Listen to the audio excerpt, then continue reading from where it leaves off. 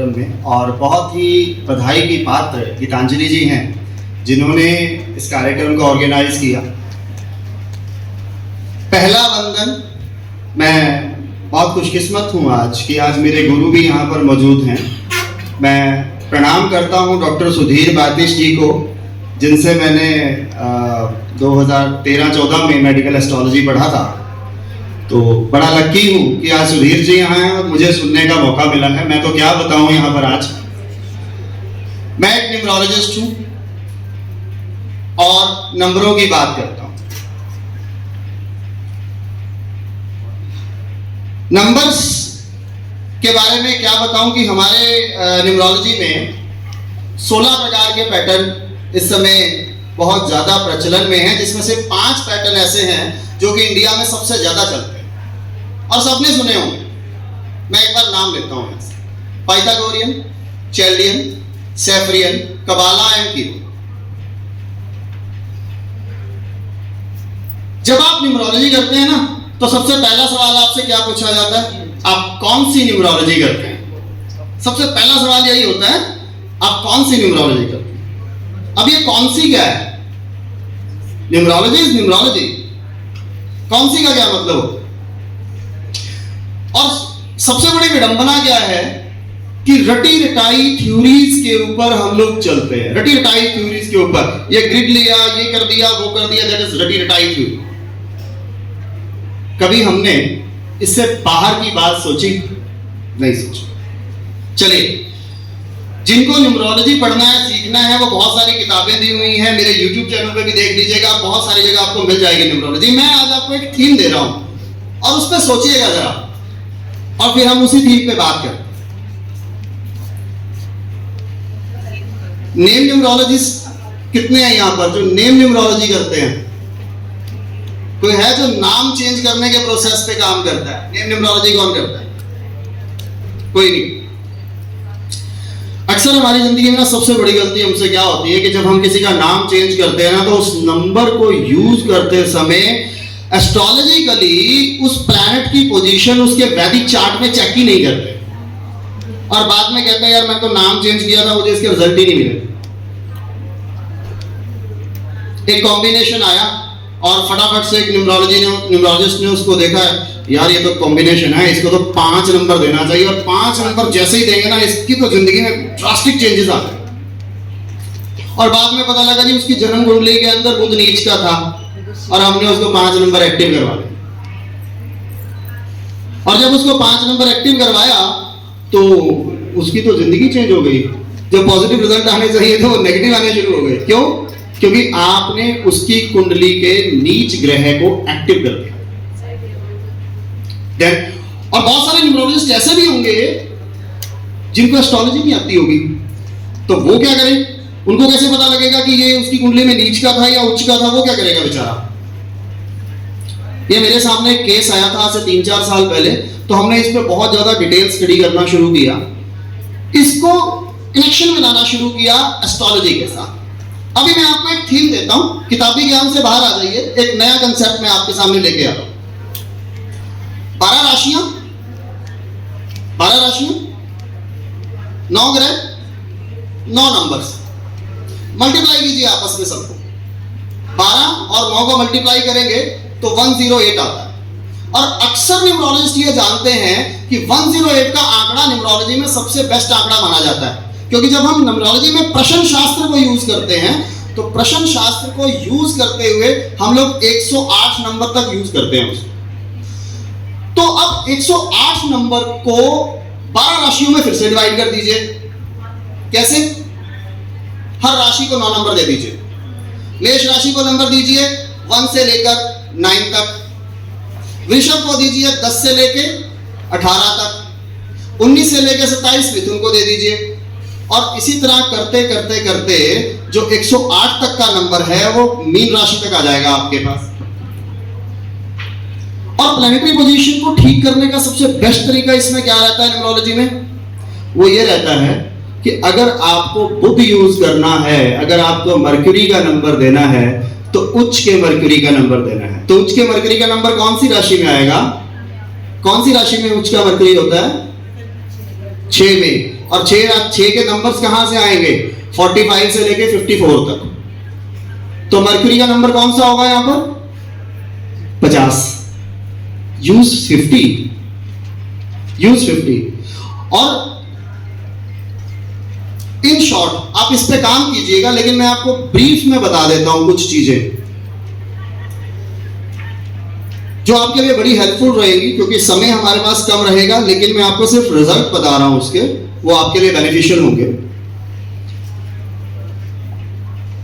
Number 30 जो होता है, नंबर 30 जो होता है, वो एक्सॉल्टेड जुपिटर होता है, यानी कि उच्च का बृहस्पति होता है। जबकि जितने भी 30 तारीख को पैदा हुए लोग हैं, उनकी जन्म कुंडली में आप देखेंगे तो उनकी जन्म कुंडली के अंदर बृहस्पति या तो नीच का होगा या वक्री होगा। 30 नंबर उच्च का बृहस्पति मांगते हैं, जो मैंने अभी आपको कैलकुलेशन बताई उसके अकॉर्डिंग। लेकिन 30 नंबर वालों की जन्म कुंडली के अंदर चेक करेंगे, या तो बृहस्पति नीच का है या वक्री है। इसी तरह से नंबर 55, अक्सर हम लोग न्यूमरोलॉजिस्ट जो है ना सलाह देते हैं, मोबाइल नंबर चेंज कर लो जी, पीछे के नंबर 55 होना चाहिए, या टोटल 55 ले लो, एक नंबर के फीचर भी आएंगे और डबल मरकरी भी बन गया यहाँ पे। बड़ा अच्छा नंबर है, 55 नंबर को यूज करो। लेकिन मैं आपको एक फैक्ट बताता हूं इसका, 55 नंबर नीच का सूर्य है, आपके स्टेटस को कभी मेंटेन नहीं होने देगा। और ये जितनी भी बातें हैं, इसे मेरे कहने पर अप्लाई मत कीजिएगा, इसे लोगों की डेट ऑफ बर्थ पे अप्लाई करके चेक कीजिएगा, आपको रिजल्ट मिलेंगे। ये जितनी भी बातें मैं आपको बता रहा हूं, ये आपको बुक्स के अंदर नहीं मिलेगी, ये रिसर्च बेस्ड बातें हैं, इनके रिजल्ट्स मिलते हैं। 37 नंबर 1 के लिए सबसे बेस्ट नंबर, जिसे हम मनी मैग्नेट नंबर भी बोलते हैं, वो है 37। बिजनेस के पॉइंट ऑफ व्यू से देखा जाए 37 इज द बेस्ट नंबर, और इसको हम स्वराशि के सूर्य के तौर पर मानते हैं, यानी कि सूर्य स्वराशि का है यहां पर 37 में। एंड देन 22 इज उच्च का राहु। 22 नंबर उच्च का राहु होता है। 30 नंबर उच्च का बृहस्पति होता है, और 50 नंबर उच्च का मर्क्यूरी। 51 नंबर नीच का शुक्र। 55 नंबर नीच का सूर्य। 104 नीच का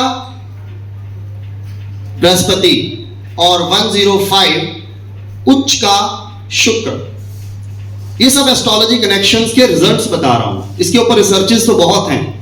जब हम लोग न्यूमरोलॉजी को एस्ट्रोलॉजी से कनेक्ट करके चलेंगे तो ये नंबर्स अपने आप में बहुत अच्छे रिजल्ट्स देते हैं। अभी बातिश सर मेडिकल एस्ट्रोलॉजी की बात कर रहे थे और मैं बहुत ध्यान से सुन रहा था, इनको मैंने बड़ी दिल से सुनी है, दिमाग में फीड की है। आप लोगों में से जब मेडिकल एस्ट्रोलॉजी की बात हो रही थी तो मेरे दिमाग में एक डिजीज चल रहा था जिसे हार्ट अटैक कहा जाता है। आपको पता है नंबरों के हिसाब से हार्ट की सबसे ज्यादा समस्या किन लोगों को होती है? नंबर 1 वालों को। गीतांजलि सही कह रहे हैं, लेकिन सभी नंबर 1 वालों को नहीं होती है। किन को होती है? जिनकी बर्थ डेट के अंदर एक्सेस ऑफ नंबर 1 होता है। उसका रीजन है, उसका रीजन क्या है? न्यूमरोलॉजी शुरू होती है 1 से। हमारी जिंदगी शुरू होती है जब हम छोटा बच्चा बन के पैदा होते हैं, और जब हम छोटा बच्चा बन के पैदा होते हैं तो उसी दिन से हमारी न्यूमरोलॉजी हमारे ऊपर लागू हो जाती है, क्योंकि हमारे जन्म के साथ ही हमें डेट ऑफ बर्थ मिल जाती है जिसको कभी चेंज नहीं किया जा सकता। तो नंबर 1 को एक बिल्कुल छोटे बच्चे की तरह लेना है हमें। जो जो हरकतें एक छोटे बच्चे के अंदर होती है वही हरकतें नंबर 1 वालों की होती है। कैसे? अब नंबर 1 किसका है? सूर्य का नंबर है। और सूर्य की अगर मैं बात करूं तो सूर्य रिस्पेक्ट है, मान सम्मान है, स्टेटस है, प्रतिष्ठा है, सारी चीजें हैं। सूर्य आपको घर में खुशियां देता है, सूर्य बड़े बड़े इवेंट्स आपके ऑर्गेनाइज कराता है, सब कुछ करवाता है जो एक रिस्पेक्टेबल पर्सन के लिए होता है। लेकिन आपको पता है जब आपका जन्म होता है ना, आपका सूर्य उसी समय प्रबल हो जाता है, क्योंकि आपके जन्म के समय घर में खुशियां आती हैं, आपके जन्म पे इवेंट्स किए जाते हैं, आपको रिश्तेदार जो बनाने नहीं पड़ते, बने बनाए मिलते हैं आपको।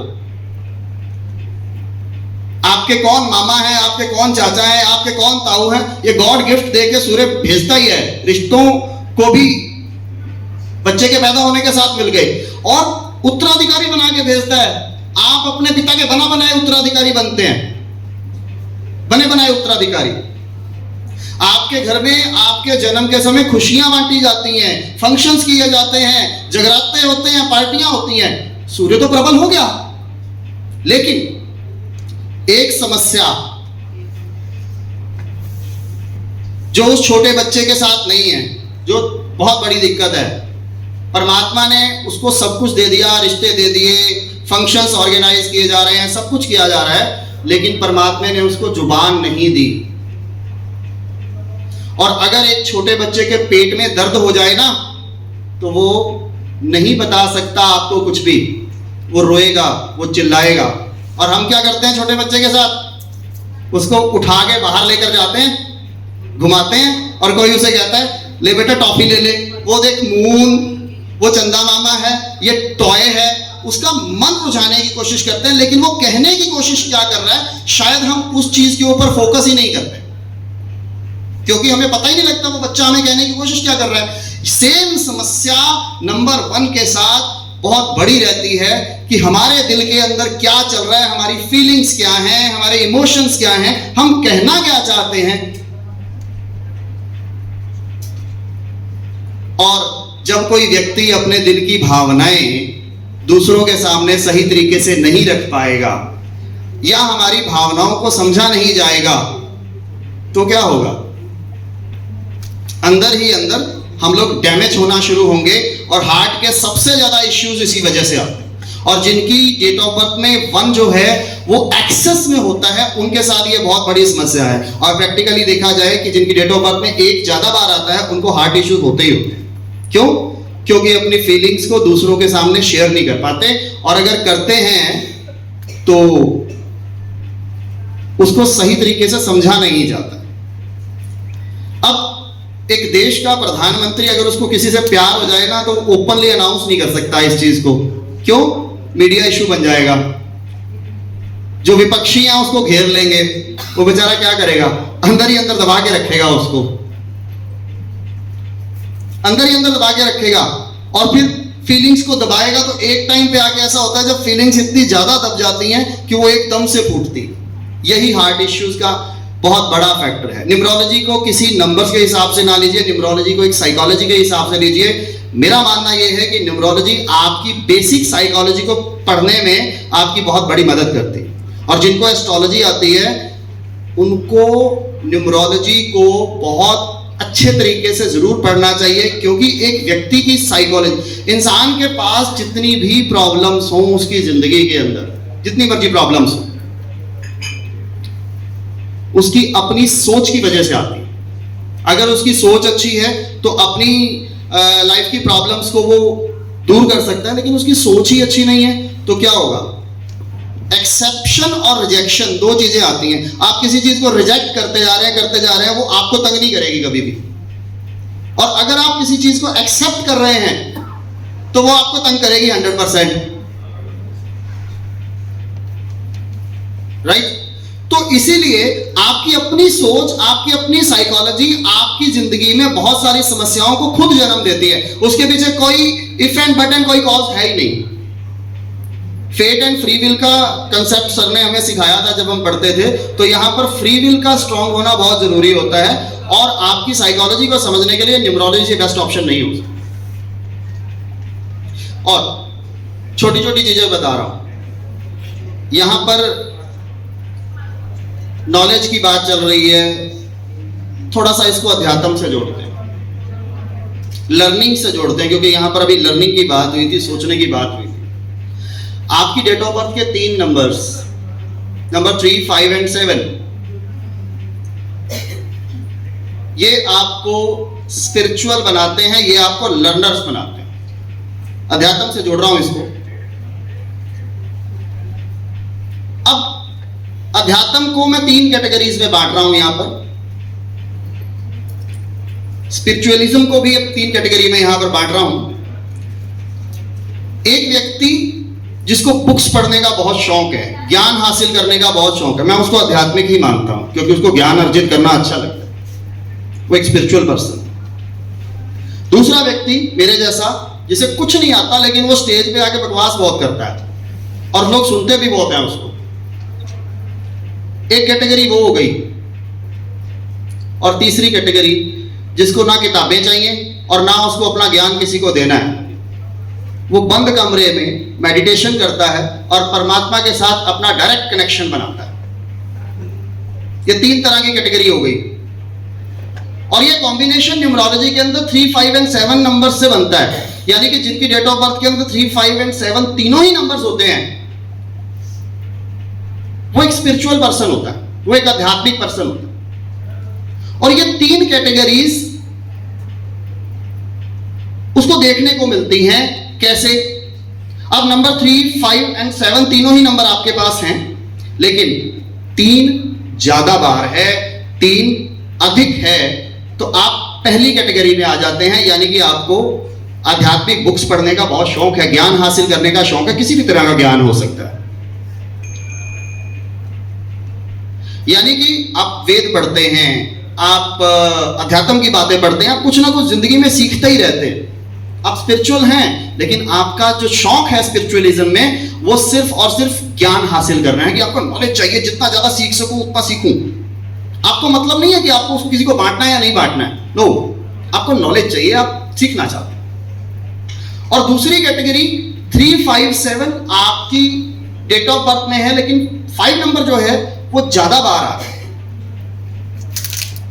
मैंने ये 3 नंबर क्यों लिए स्पिरिचुअल के लिए? देवगुरु बृहस्पति, मर्क्यूरी बुध और 7 केतु, तीनों ही नंबर जो हैं, तीनों ही प्लैनेट जो हैं, वो अध्यात्म को रिप्रेजेंट करते हैं। और देवगुरु बृहस्पति ज्ञान का कारक है, और ज्ञान नंबर 3 की अधिकता जो होती है वो आपको हमेशा नॉलेज गेन करने की तरफ लेकर जाती है। और 5 नंबर बुध का है, और अगर उसकी अधिकता ज्यादा है तो फिर वो वाणी के ऊपर आ जाती है बात। वाणी का कारक तो बुध ही होता है ना। तो ऐसे लोग बहुत अच्छे कथावाचक होते हैं, उन्हें नॉलेज हो या ना हो, लेकिन जब वो स्टेज पर चढ़ते हैं तो कुछ ना कुछ ऐसा बोलते जाते हैं, और लोग जो हैं उनको फॉलो करते रहते हैं, सुनते रहते हैं। अच्छे कथावाचक हैं, प्रवचन करता है, मंत्रोच्चार करने वाले लोग हैं, इस तरह के लोग आप इसमें देखेंगे। ये क्वालिटीज उनके अंदर बहुत ज्यादा पाई जाती हैं। 3, 5, 7 में 5 की अधिकता वाले लोग जो हैं वो इस तरह के होते हैं। और तीसरे जो कैटेगरी के लोग होते हैं, दैट इज 3, 5, 7 तीनों नंबर हैं आपके पास, लेकिन 7 जो है वो ज्यादा अधिकता वाला है, यानी कि आपकी डेट ऑफ बर्थ में 7 जो है वो 2 टाइम्स, 3 टाइम्स, 4 टाइम्स आ रहा है, देन आप इस तरह के लोग हैं 3, 5, 7 वाले। तो ऐसे लोगों को ना तो ज्ञान चाहिए, ना उन्हें अपनी वाणी से दूसरों को इंप्रेस करना है, ना उन्हें भीड़ भड़का चाहिए, ना उन्हें ये चाहिए कि कोई उनकी तारीफ करे, ऐसा भी नहीं है। तो ऐसी स्थिति ऐसे लोगों की होती है जो बंद कमरे में अपने आप को मेडिटेट करते हुए सिर्फ गॉड से कनेक्शन बनाने में अपना बिलीव करते हैं, केतु का नंबर अधिकता में आ जाने की वजह से।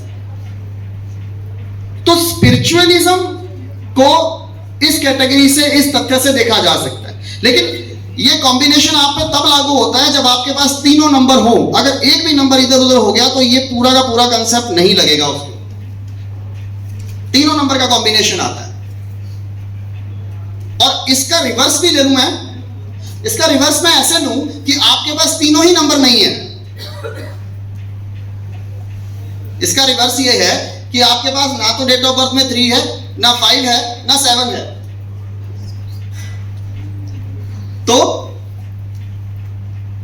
ये मैं आप पे छोड़ देता हूं, ये मैं आप पे छोड़ देता हूं, क्योंकि अब मैं ये तो नहीं कहूंगा कि जिसके पास 3, 5, 7 नहीं है वो आध्यात्मिक नहीं होगा।